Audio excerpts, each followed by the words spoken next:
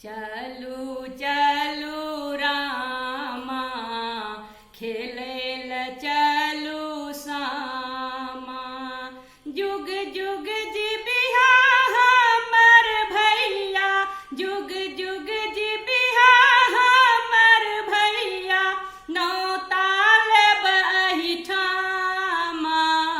चलू चलू रामा खेलैल चलू सामा।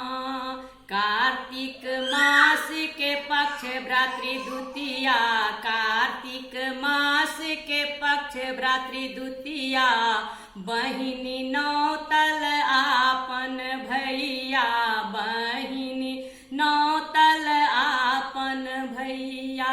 सामा चकेबा खेलक बहिनो, सामा चकेबा खेलक बहिनो, आशीष देल एहिठामा। चलू चलू रामा खेलैल चलू सामा। चलू चलू रामा खेलैल चलू सामा। जुग जुग जीबिहा हमर भैया, जुग जुग जीबिहा हमर भैया, नौता लेब एहिठामा। चलू चलू रामा खेलैल चलू सामा।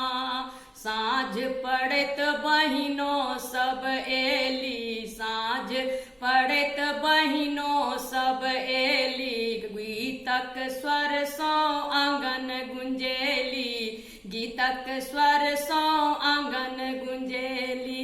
लेबे लगली सब बहिनिया, लेबे लगली सब बहिनिया, सामा भरल धामा।